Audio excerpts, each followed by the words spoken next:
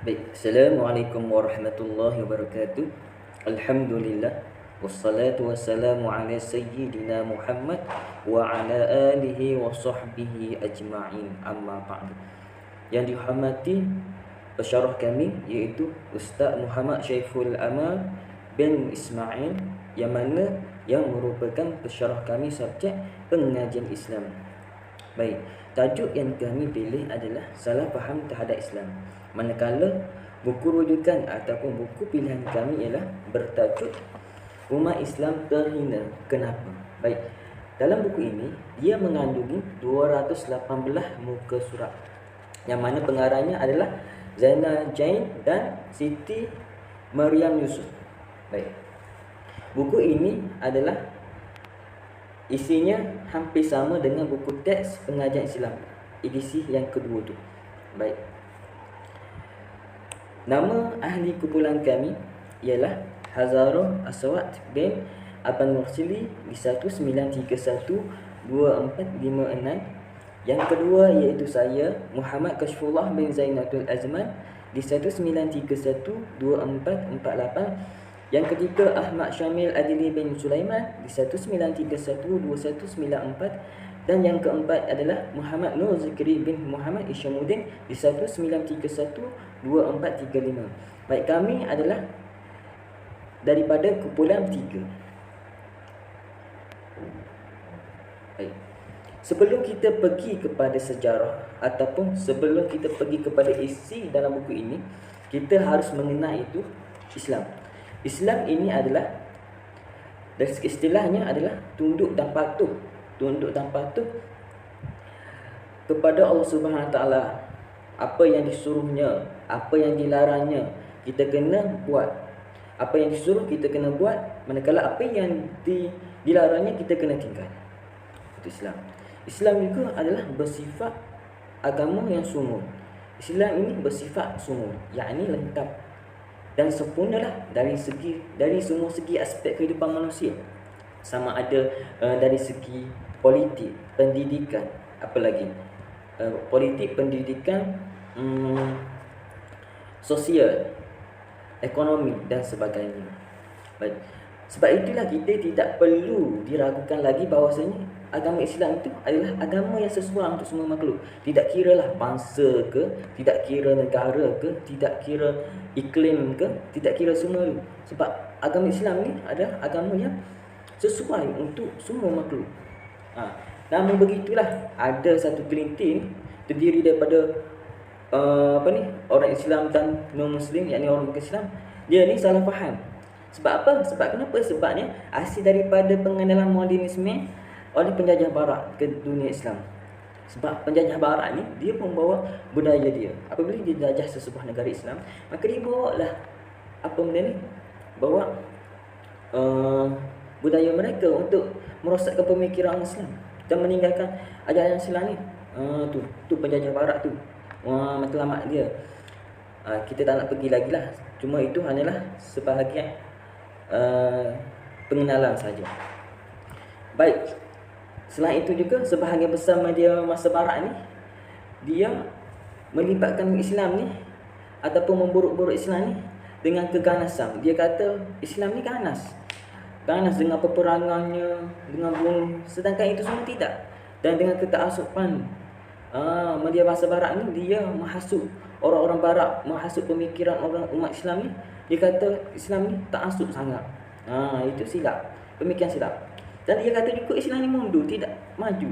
Sedangkan mereka ni tidak tahu sejarah. Mereka tidak belajar sejarah. Sebab itulah mereka, media masa barat ni, dia kata ikut tubik ke mulut, ikut keluar ke mulut dia je. Tu. Oleh itulah, di sini saya akan membahaskan berdasarkan buku ini perkara-perkara di bawah, iaitu faktor ataupun sebab terjadinya salah faham terhadap Islam. Baik, kita masuk kepada isi. Faktor ini sebenarnya, salah faham terhadap Islam ni ada dua. Yang pertama sekali faktor dalaman, yang kedua faktor luaran. Dan ni dalam buku ni ada sebut lah. Yang ni ada sebut tentang apa benda ni, sejarah. Kedudukan umat Islam, sejarah. Berdasarkan buku ni lah saya ambil. Baik. Fakta dalamannya, dia bermulanya berlaku daripada sejarah perpecahan. Dia berlaku selepas zaman Khulafa' Ar-Rasyidin. Dia lebih ditumpukan kepada perpecahan fahaman. Fahaman yang melibatkan akidah dan boleh menjerumuskan seseorang itu kepada ridah. Ridah ini adalah mutak lah. Ridah ini adalah perbuatan keluar daripada agama Islam. Ridah ini orang yang mutak. Orang yang mutak.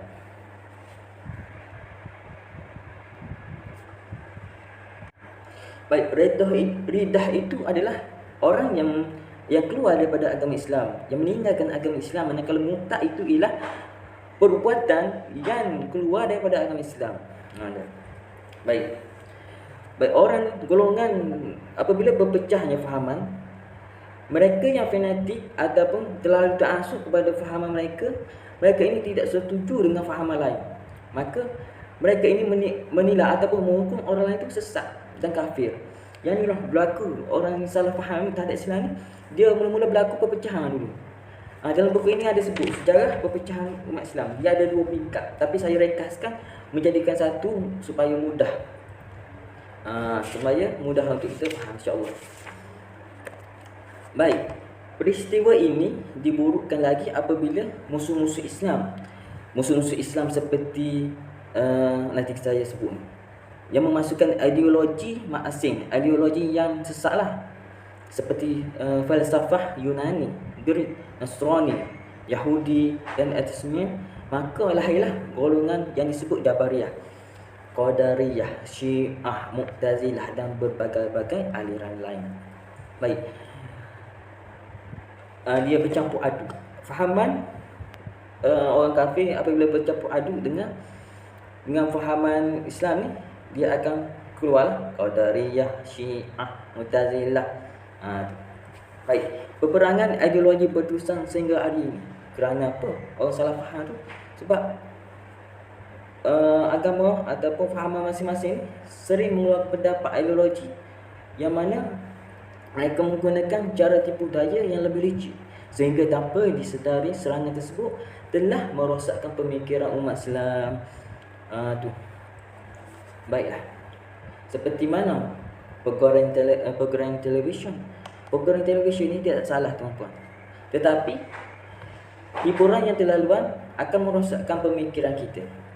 Baik, agenda macam inilah rancangan musuh Islam ni yang paling berjaya untuk menjauhkan umat Islam daripada agama mereka. Seperti kita kata handset ataupun televisyen, telefon. Mereka itu mengupdate ataupun membuat membuat satu aplikasi TikTok, apa lagi, dan game ikutlah permainan apa benda, TikTok, apa benda, WeChat dan sebagainya. Tapi kalau sebenarnya kalau ikutkan, dia tidak salah. Tidak salah kita main TikTok, tidak salah kita main aplikasi lain, tidak salah. Tetapi dengan salahnya kita meninggalkan ajaran Islam. Sedangkan ajaran Islam ni ajaran yang perlu didahulukan daripada benda-benda macam ni, benda-benda hiburan. Baik, kita teruskan kepada slide. Baik, yang keduanya adalah kenapa orang salah faham terhadap Islam ni. Kerana dalam buku ini ada sebut tadi, yang pertama tadi saya dah menceritakan tentang sejarah, sejarah sumber rekah lah. Dan yang kedua ni sebab kenapa orang salah faham terhadap Islam ni, kerana yang pertama, yang kedua, masyarakat kita sendirilah dia sebenarnya kurang ilmu pengetahuan tentang Islam. Apabila kita kurang pengetahuan tentang Islam, maka kita menyebabkanlah kita mudah terpengaruh dengan satu budaya, ataupun kita mudah mengikuti budaya lain yang mana yang boleh merosakkan pemikiran Islam serta akidahnya sekali. Sebagai contohnya budaya Blackpink, yang mana yang terkenal dengan menyanyi. Baik, penyanyi-penyanyi Blackpink ni sebenarnya mereka ini memuja syaitan sebenarnya. Dan budaya K-pop ni dia puak-puak Kristian K-pop ni.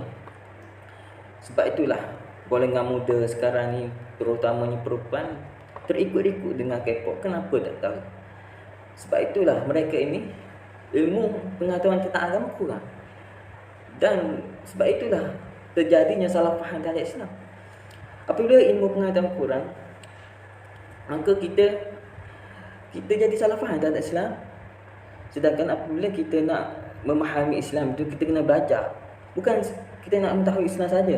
Kita nak mengetahui perkara-perkara lain pun, kita kena mempelajari ilmu tersebut. Contohnya ilmu kedoktoran. Kita kena belajar ilmu kedoktoran. Kalau tidak, kita salah faham. Tu. Baik, yang ketiga sebab faktor dalam ni orang jadi salah faham terhadap Islam ni kerana berkembangnya ajaran sesat tadi, berpecahnya sejarah mula-mula tadi, berpecahnya fahaman. Yang ni, yang ketiga ni, berkembangnya ajaran sesat atau salah faham terhadap agama Islam sebenar. Seperti contoh ajaran sesat kita katakan kumpulan Syiah. Syiah ni banyak pula kita bahagi kepada. Sebab tu dia berkembang Syiah ni. Ya, ada Syiah Imamiyah, ada Syiah benda Ismailiyah, Zaidiyah, macam-macam. Sebab itulah menyebabkan keadaan ini menyuburkan lagi ataupun membangkitkan lagi elemen-elemen ataupun amalan-amalan yang mana yang mensyirikkan Allah. Nauzubillah min zalik. Benda-benda gini kita amat takut sangat. Kerana kita salah faham terhadap Islam ni. Kerana macam ni lah. Kerana sebabnya berkembangnya ajaran sesat ni. Sebab itulah kita orang awam ni, orang biasa ni akan jadi keliru, salah faham terhadap Islam. Mana satu yang betul, Ahli Sunnah wal Jamaah ke yang betul, ataupun Syiah ke yang betul. Sebab Syiah tu Islam juga, maka dia salah faham. Sebab itulah mula-mula yang kedua tadi, kita dalam buku ini dia suruh menambahkan ilmu pengetahuan, baru kita faham Islam. Baik, seperti mana ajaran sesat itu juga, seperti mandi bulan Safar untuk menghindar bala. Yang ni syirik ni. Percaya pada azimat, mandi bunga, memakai tangkai, apalagi sembah api ataupun menggeleng perut. Kan orang kahwin kan, dia percaya sangat dia kena geleng perut. Nanti keluar, kalau tak menggeleng perut, nanti keluar anak cacat. Dia tu. Itu sesat, syirik dan sebagainya. Baik. Habislah di situ faktor dalaman, kita pergi kepada faktor luaran pula. Baik. Faktor luaran ni penyebab kepada salah faham terhadap Islam adalah penjajah barat serta dasar utama mereka untuk memecahkan pemerintahan. Baik, yang pertama sekali kita kena tahu penjajah barat ni, iaitu kita nak cerita tentang di tanah Melayu kan. Tanah Melayu pada zaman 1510, iaitu jatuhnya Melaka ke tangan Portugis. Baik, betul lah. InsyaAllah ada salah silap, maaf lah. Saya tak tahu mana sejarah ni. Baik, penjajah Portugis ini dia sebenarnya ingin memecahkan pemerintahan umat Melayu. Sebab itulah ia memberi kesan dan tidak langsung akan berlakunya pencabahan ajaran sesat. Baik, dasar pecah perintah ni ataupun dasar berlakunya pemecahan pemerintah ini menyebabkan dunia Islam tidak bersatu dan tidak wujud lagi satu konsensus untuk menangani permasalahan umat Islam termasuk ajaran sesat. Susahlah umat Islam nak bergabung untuk melawan musuh-musuh Islam, susah. Kerana apa? Kerana penjajah barat ni dia telah memecahkan umbi ataupun kerajaan. Tu. Baik, faktor luaran kedua ialah penjajah dan muadisme barat yang dipengaruhi oleh penjajah barat. Hal ini menyebabkan kesan kepada dunia Islam khususnya dalam arena pendidikan, menyebabkan skop pendidikan Islam diletakkan dalam konteks tradisional atau di bawah. Tu. Baik, oleh itulah saya kena cepat sebab masa pun suntuk ni. Dah 16 minit. Oleh itu ia menyebabkan Islam dipandang secara perspektif ataupun tradisional. Perspektif tradisional tidak berkembang. Bukan agama Islam ni, orang jadi salah faham, dia menganggap bahawa Islam ni adalah agama yang dinamik dan tidak maju serta ketinggalan zaman. Yang tu salah faham tu. Jadi rumusannya saya di sini adalah kita hendaklah sebagai umat Islam ni berpegang teguh kepada ajaran Islam, yakni yang mana Nabi Muhammad SAW meninggalkan dua perkara, di mana dalam sabdanya Nabi Muhammad SAW yang bermaksud, aku tinggalkan kepada kamu dua perkara, selagi kamu berpegang dengan kedua-duanya, kamu tidak akan sesat selama-lamanya, iaitu Al-Quran dan Sunnahku. Sebab itulah kita semua kena bersatu padu, ataupun kita kena membangkitkan syiar Islam supaya orang ramai ataupun non-Muslim khususnya memahami Islam ni secara benda cakap, supaya non-Muslim ini menganggap Islam sebagai agama yang betul, ataupun agama yang sesuai untuk semua makhluk, ataupun agama yang bertoleransi, agama yang memberi, yang mementingkan kehidupan dunia dan kehidupan akhirat. Di situ saja daripada saya. Ribuan kemaafan dipohonkan andai kata saya tersilap bahasa ataupun terkasar bahasa dalam percakapan, sedikit perkongsian ilmu tadi, saya minta maaf. Dan saya seterusnya menyerahkan kepada kawan saya untuk pembentangan seterusnya, iaitu Ahmad Syamil Adli bin Sulaiman. Assalamualaikum. Bismillahirrahmanirrahim. Assalamualaikum warahmatullahi wabarakatuh. Nama saya Ahmad Syamil Adli. Saya akan menyambung pembentangan dengan tajuk bentuk salah faham tradisional. Yang pertama, agama Islam yang dimanipulasikan oleh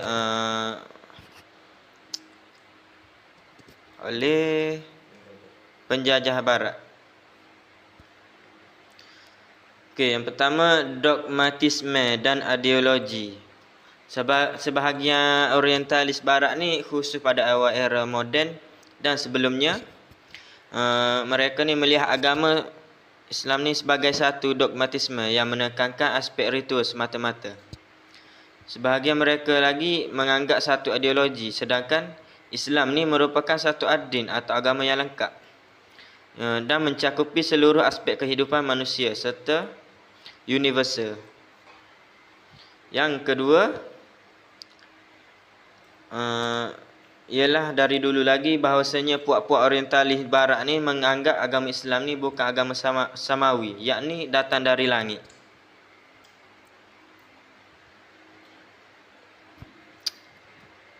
Mereka menganggap bahawa agama Islam ni sebagai tiruan daripada agama Kristian. Bahkan mereka menganggap Nabi Muhammad SAW ni mempelajari seluk-beluk agama Kristian dan seterusnya. Mereka menganggap Nabi Muhammad ni mencipta agama sendiri yang bersifat ketimuran, sedangkan apa yang disangka mereka ni salah. Dan akhir sekali, yang ketiga ialah umat Islam dan bukan Islam menganggap agama Islam adalah agama yang tidak maju. Hal ini kerana ada beberapa golongan yang sesat dan hasad dengki dengan kemajuan serta kegemilangan pada zaman dahulu. Mereka menyelubungi atau memadam sejarah tersebut di mata dunia, menyebabkan manusia memandang remeh kepada agama Islam yang dikatakannya sebagai agama yang kolot, iaitu tidak maju. Seterusnya kita pergi kepada Al-Quran dan Ahli Hadis yang dimanipulasi. Orientalis barat ni menganggap meletakkan Al-Quran sebagai wahyu yang diragukan dengan beberapa alasan kerana ingin merosakkan imej agama Islam. Antaranya ialah sebab-sebab alasan ni kerana Nabi Muhammad SAW ni seorang yang ummi, iaitu tidak boleh membaca dan menulis atau secara mutlak tidak mempunyai ilmu pengetahuan.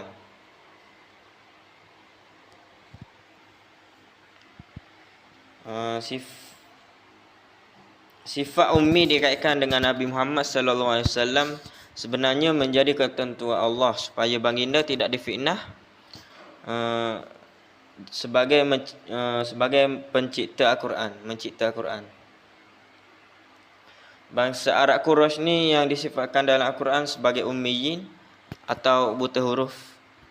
Sebenarnya bukan buta huruf secara mutlak, sebab mereka ni lebih dikenali dengan kegiatan puisi atau syair. Gambaran ummiyin itu sebenarnya untuk menyatakan bahawa bangsa Arab Quraisy pada ketika itu tidak mempunyai tulisan tersendiri seperti pada hari ini. Walaupun mereka mempunyai bahasa yang stabil, sebaliknya huruf dan tulisan mereka ni dipinjam daripada bahasa Arab Himyar. Okey, seterusnya yang kedua, alasan mereka menyangka bahawa Al-Quran ni dikatakan mengandungi cerita-cerita dongeng, lara, benda-benda bohong, khurafat dan sebagainya. Ini adalah pandangan yang salah. Hal ini kerana banyak fakta saintifik dalam Al-Quran hanya dapat dibuktikan kebenarannya secara saintifik.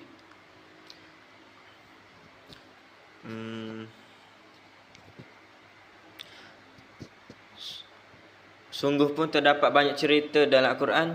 Cerita-cerita tersebut adalah benar dan mempunyai bukti arkeologi.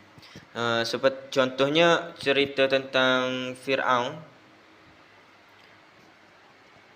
Bukti arkeologinya ialah jasad Fir'aun yang ditemui dan diletakkan dalam muzium. Okey, alasan seterusnya adalah sebahagian umat Islam ni salah faham tentang kedudukan hadis dan mereka meragui kesahihannya. Okey, lalu mereka menolak kewujudan hadis sebagai salah satu sumber perundangan syariat, akidah dan akhlak dengan alasan hadis tidak dibukukan semasa Nabi Muhammad sallallahu alaihi wasallam masih hidup. Okey. Memang hadis tidak dibukukan pada era baginda dengan perintah baginda sendiri kerana dikhawatiri akan bercampur aduk dengan Al-Quran dan menimbul keraguan tentang Al-Quran dan Islam secara keseluruhannya. Maksudnya, pada zaman Nabi tidak suruh untuk menulis hadis kerana takut bercampur dengan ayat-ayat Quran. Jadi kalau bercampur nanti umat Islam akan menjadi jadi selisih faham.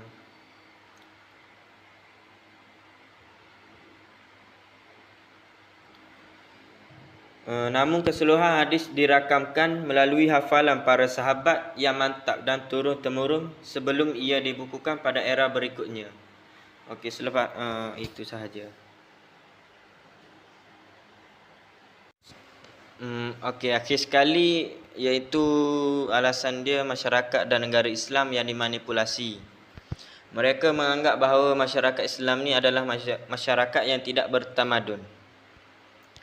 Dalam sebahagian penulisan barat, masyarakat Islam ni digambarkan sebagai barbarian atau ganas dan tidak bertamadun, manakala Islam sering dikaitkan dengan barbarisme. Alasan yang digunakan ialah bangsa Arab merupakan bangsa normal dan tidak bertamadun seperti bangsa-bangsa lain di sekeliling mereka. Manakala permukaan bumi yang kering kontan tidak membantu pembangunan tamadun. Seterusnya, dalam membina tamadun sendiri, bangsa Arab digambarkan sepenuhnya bergantung kepada tamadun Greek. Memang benar bangsa Arab bangsa normal dan keadaan permukaan bumi yang kontang, tetapi ia tidak bermakna bahawa satu tamadun tidak mampu diwujudkan di bumi gersang. Bangsa Arab tidak bergantung sepenuhnya terhadap tamadun ilmu Greek. Sungguh pun mereka menterjemahkan sumber Greek tersebut ke dalam bahasa Arab. Dalam masa yang sama, mereka ni mengkaji dan menganalisis serta melakukan pembetulan. Pada masa yang sama, mereka menghasilkan dapatan atau ilmu yang baharu selaras dengan tuntutan Al-Quran dan hadis. Assalamualaikum warahmatullahi wabarakatuh. Nama saya Muhammad Nur Zikri bin Muhammad Isyamuddin, yang bernombor metrik di 19312435. Alhamdulillah, bersyukur kita ke hadrat ilahi. Sebelum tu saya ingin mengucapkan terima kasih kepada rakan sebelum saya yang telah menerangkan sedikit mengenai salah faham terhadap Islam. Jadi di sini saya akan menerangkan apakah itu ataupun apa itu bentuk salah faham semasa mengenai salah faham terhadap Islam. Baiklah, yang pertama iaitu fundamentalisme. Ia digunakan dengan ajaran Islam bagi menggambarkan bahawa umat Islam sebagai masyarakat yang tertutup dan tidak menerima segala ataupun sebarang elemen daripada peradaban lain. Dan agama Islam ni adalah salah satu agama yang taksub dan tidak secocok dengan era moden sekarang ni. Semasa kerana tiada unsur toleransi pada fundamentalisme. Jadi memang kita lihat bahawasanya fundamentalisme ni tiada ada unsur dan tiada berpotensi dan toleransi pada fundamentalisme ni terhadap agama Islam. Jadi perlebelan ini merosot kerana apa? Kerana persepakatan tetap serasi dengan fundamentalisme. Jadi kita dah lihat dia merosot apabila berlakunya persepakatan kerana tidak ataupun tetap serasi dengan fundamentalisme.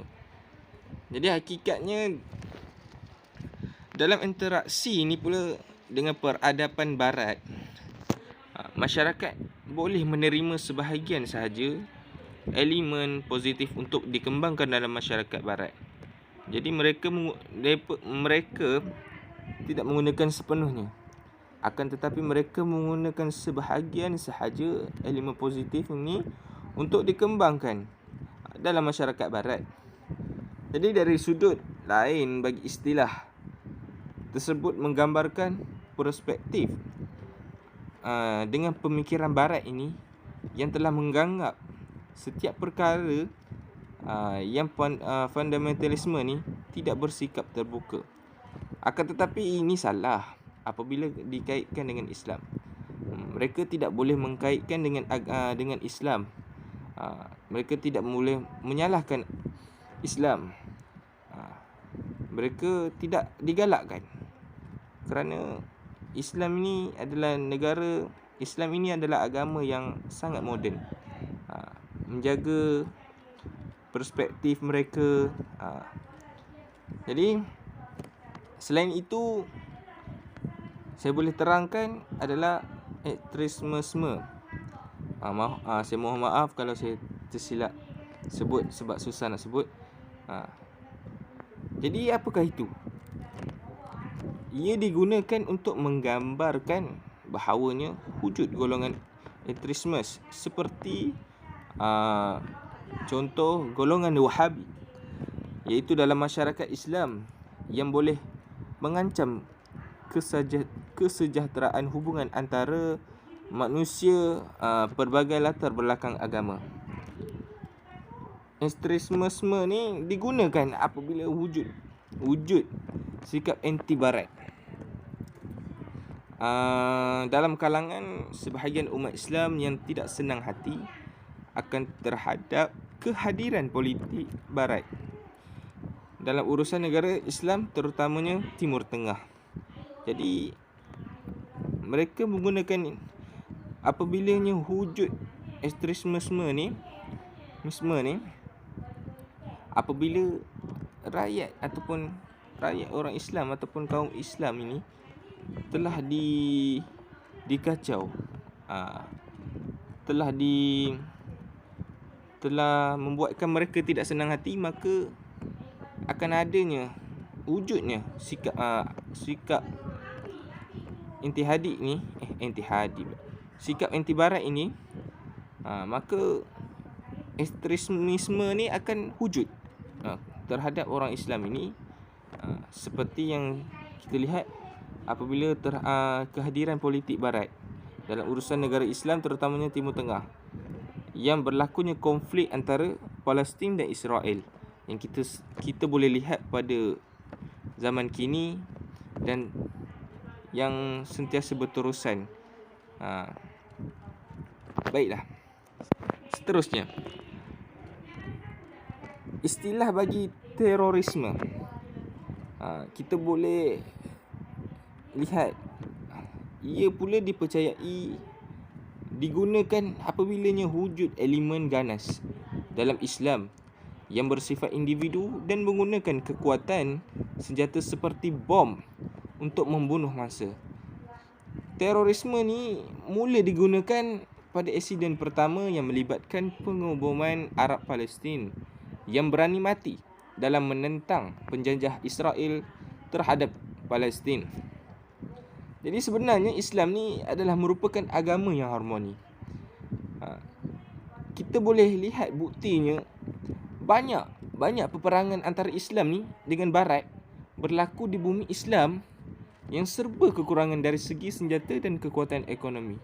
Jadi memang betul agama Islam ni adalah agama yang harmoni. Sebab apa? Mereka kekurangan dari segi senjata, mereka menganggap agama Islam ni adalah harmoni. Jadi bila mana berlakunya konflik antara Islam dan orang Barat ni, akan menjadikan satu kelemahan. Sebab apa? Tiada kekurangan dari segi senjata. Jadi terorisme ni dia wujud apabila berlakunya ada sebab. Kalau tiada sebab, tidak akan berlakunya terorisme ni. Baiklah. Seterusnya, jadi saya dah terangkan mengenai bentuk salah faham semasa. Saya akan terangkan dalam bentuk pandangan pula dan tanggapan atau perspektif umum.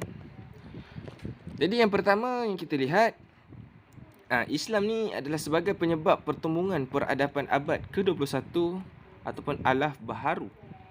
Yang Islam ini dianggap sebagai berpotensi mencetuskan pertembungan peradaban seperti yang dilihat pada hari ini, iaitu abad ke-21.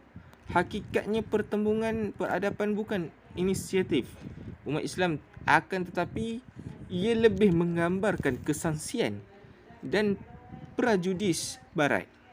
Pergelutan semasa seperti di konflik Palestin Israel merupakan produk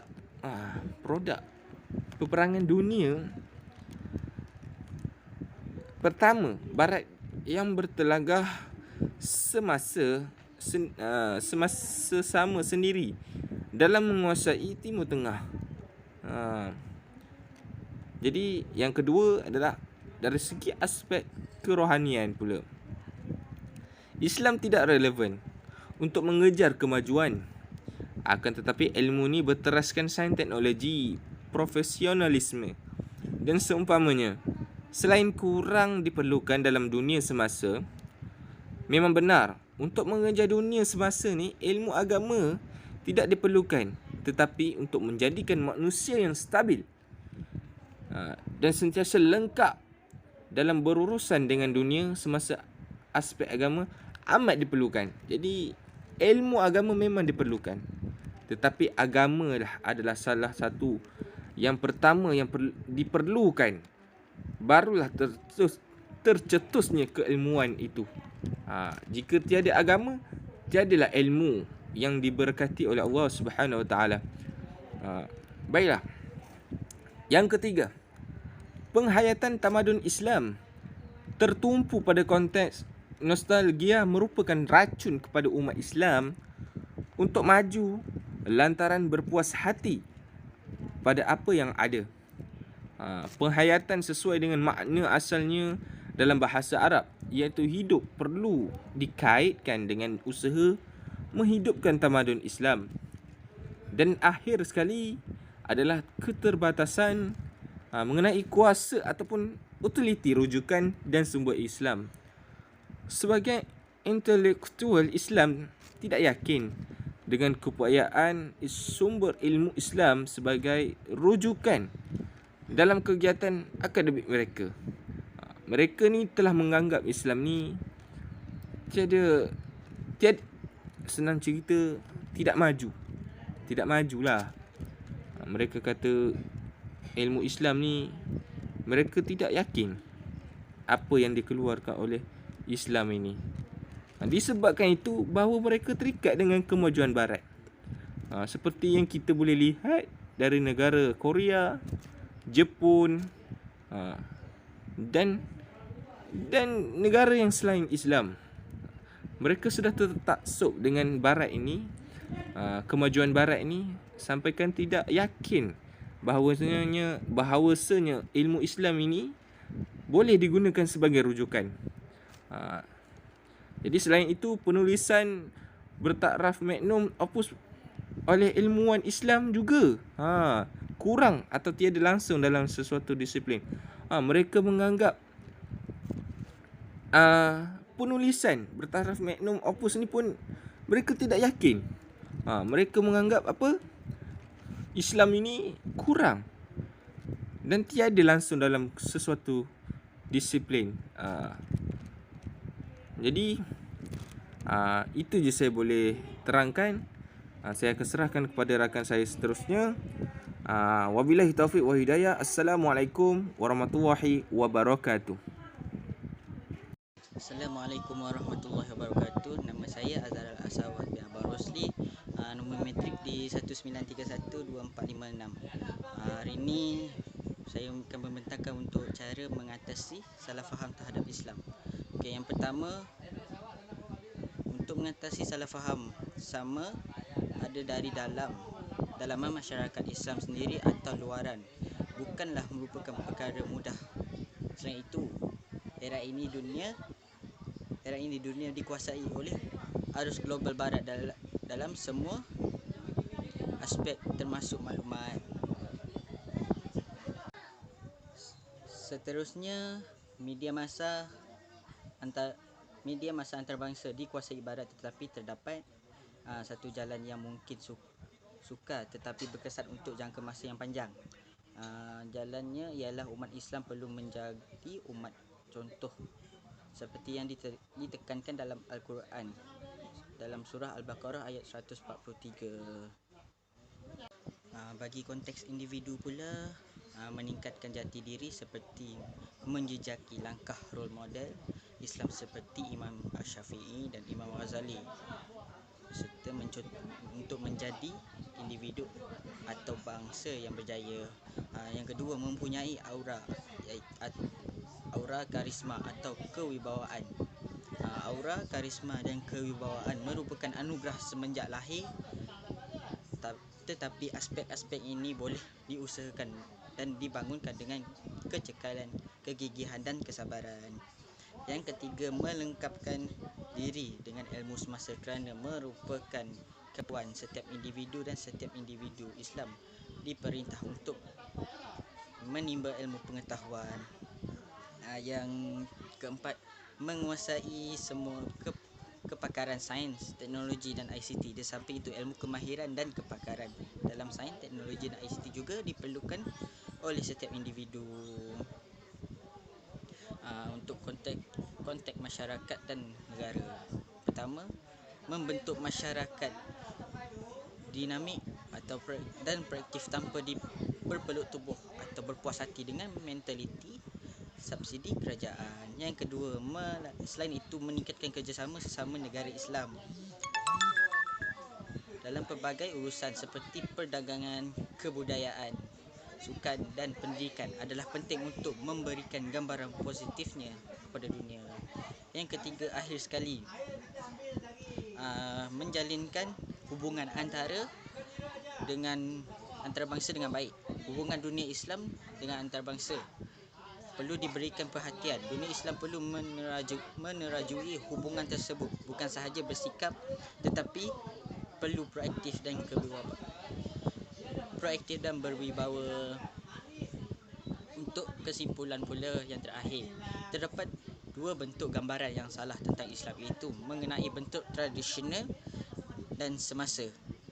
Bentuk tradisional boleh dikaitkan dengan peranan orientalis barat yang mengembangkannya dalam tulisan, kajian dan perbincangan ilmu mereka.